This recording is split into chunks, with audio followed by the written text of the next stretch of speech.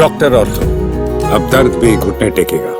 मतदाता सूची के विशेष गहन पुनर्निरीक्षण यानी स्पेशल इंटेंसिव रिवीजन को लेकर देश की सियासत लगातार गर्माती जा रही है। बिहार से शुरू हुआ ये विवाद अब पश्चिम बंगाल और उत्तर प्रदेश तक फैल चुका है। विपक्षी दल चुनाव आयोग की मंशा पर सवाल उठा रहे हैं और आरोप लगा रहे हैं कि एसआईआर के आड़ में मतदाता सूची में बड़े पैमाने पर हेरफेर किया जा रहा है। खासतौर पर महिलाओं के नाम काटे जाने को लेकर विपक्ष ने इसे लोकतंत्र के लिए गंभीर खतरा बताया है। पश्चिम बंगाल में एसआईआर को लेकर बवाल थमने का नाम नहीं ले रहा है। पहले बीएलओ बूथ लेवल ऑफिसर की मौत के मामले में तृणमूल कांग्रेस ने चुनाव आयोग को घेरा था और अब मुख्यमंत्री ममता बनर्जी ने सीधे तौर पर आयोग पर गंभीर आरोप लगाए हैं। सुनवाई के दौरान ममता बनर्जी ने कहा कि महिलाओं को टारगेट कर वोटर लिस्ट से बाहर किया जा रहा है। उनका आरोप है कि जो महिलाएं शादी के बाद अपने ससुराल चली गई हैं और जिनका सरनेम बदल गया है उन्हें चुन चुनकर मतदाता सूची से हटाया जा रहा है। ममता बनर्जी ने सवाल उठाया कि क्या कोई व्यक्ति पूरी जिंदगी एक ही घर में रहता है। उन्होंने कहा कि लोग एक मोहल्ले से दूसरे मोहल्ले में जाते हैं, शादी के बाद महिलाएं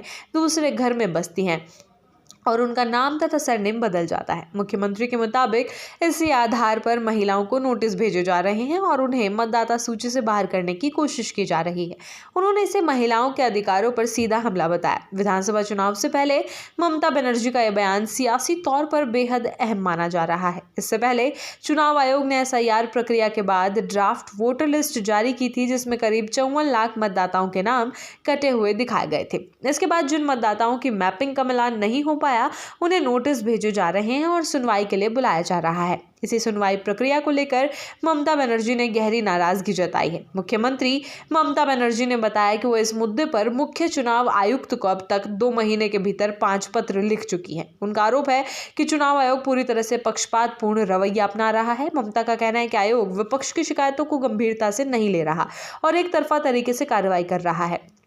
अब उन्होंने खास तौर पर महिलाओं के मुद्दों को सामने रखकर आयोग पर दबाव बढ़ा दिया है। इसके पीछे सियासी गणित भी है। पिछले चुनावों के आंकड़े बताते हैं कि पश्चिम बंगाल में महिलाओं ने ममता बनर्जी और तृणमूल कांग्रेस का खुलकर समर्थन किया है। चाहे विधानसभा चुनाव हो या लोकसभा चुनाव, महिला वोट ममता बनर्जी की चुनावी जीत की मजबूत नींव रहा है।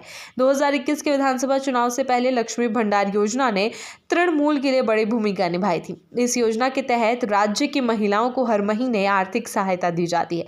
इसके अलावा स्वास्थ्य साथी जैसी योजनाओं के जरिए भी ममता बनर्जी ने महिलाओं के बीच अपनी मजबूत पकड़ बनाई। अब 2026 के विधानसभा चुनाव से पहले ममता बनर्जी महिलाओं को एक साफ संदेश देना चाहती है कि उनकी सरकार महिला हितों के साथ खड़ी है। यही वजह है कि एसआईआर के मुद्दे पर महिलाओं के नाम कटने को लेकर उन्होंने चुनाव आयोग पर खुलकर हमला बोला है। ममता बनर्जी ने आरोप भी लगाया कि दूसरे राज्यों के वोटरों के नाम पश्चिम बंगाल की मतदाता सूची में जोड़ने की साजिश की जा रही है। उन्होंने बिहार, उड़ीसा और झारखंड का जिक्र किया। संयोग से झारखंड को छोड़कर बिहार और उड़ीसा में भाजपा की सरकार है। मुख्यमंत्री का कहना है कि कई लोगों के नाम ब्लॉक कर दिए गए हैं और उन्हें सुनवाई का मौका तक नहीं दिया जा रहा। उन्होंने इसे मतदाता सूची में हेरफेर करार दिया। एसआईआर प्रक्रिया के दौरान महिलाओं को होने वाली परेशानियों की शिकायतें लगातार सामने आ रही हैं। पहले फॉर्म भरने की जटिल प्रक्रिया, फिर पिता या पति के नाम में अंतर और सरनेम बदलने जैसी वजहों से कई महिलाओं को नोटिस जारी किए गए हैं। कई महिलाओं का कहना है कि शादी के बाद नाम बदलने के कारण उन्हें संदिग्ध मतदाता मान लिया गया है। यह समस्या सिर्फ पश्चिम बंगाल तक सीमित नहीं है। उत्तर प्रदेश में भी एसआईआर अभियान के दौरान हटाए गए नामों में महिलाओं की संख्या पुरुषों से ज्यादा बताई जा रही है। कई जिलों में पुरुष और महिला मतदाताओं के अनुपात में 3 से 5% तक का अंतर सामने आया है। हालांकि चुनाव आयोग इस पर आधिकारिक रूप से कुछ कहने से बचता नजर आ रहा है।